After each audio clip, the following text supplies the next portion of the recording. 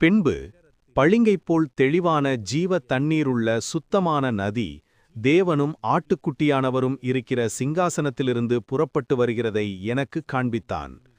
நகரத்தின் வீதியின் மத்தியிலும் நதியின் இரு கரைகளிலும் 12 விதமான கனிகளைத் தரும் ஜீவ விருட்சம் இருந்தது.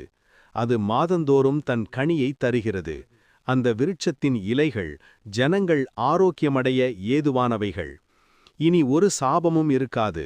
தேவனும் ஆட்டுக்குட்டியானவரும் இருக்கிற சிங்காசனம் அதிலிருக்கும்.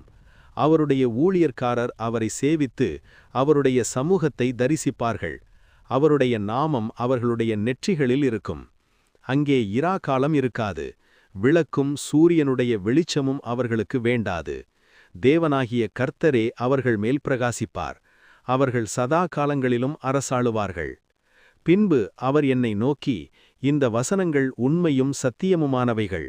சீக்கிரமாய் சம்பவிக்க வேண்டியவைகளை தம்முடைய ஊழியர்காரருக்கு காண்பிக்கும் பொருட்டு பரிசுத்த தீர்க்கதரிசிகளின் கர்த்தராகிய தேவன் தம்முடைய தூதனை அனுப்பினார் என்றார். இதோ சீக்கிரமாய் வருகிறேன். இந்த புஸ்தகத்திலுள்ள தீர்க்கதரிசன வசனங்களை கைக்கொள்ளுகிறவன் பாக்கியவான் என்றார். யோவானாகிய நானே இவைகளைக் கண்டும் கேட்டும் இருந்தேன். நான் கேட்டும் கண்டபோது இவைகளை எனக்கு காண்பித்த தூதனை வணங்கும்படி அவன் பாதத்தில் விழுந்தேன். அதற்கு அவன், நீ இப்படி செய்யாதபடிக்குப் பார். உன்னோடும் உன் சகோதரரோடும் தீர்க்கதரிசிகளோடும் இந்த புஸ்தகத்தின் வசனங்களை கைக்கொள்ளுகிறவர்களோடும் கூட நானும் ஒரு ஊழியர்காரன். தேவனை தொழுகுகொள் என்றான். பின்னும் அவர் என்னை நோக்கி, இந்த புஸ்தகத்திலுள்ள தீர்க்கதரிசன வசனங்களை முத்திரை போடாதே. காலம் சமீபமாக இருக்கிறது.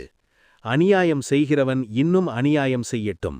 அசுத்தமாயிருக்கிறவன் இன்னும் அசுத்தமாயிருக்கட்டும்.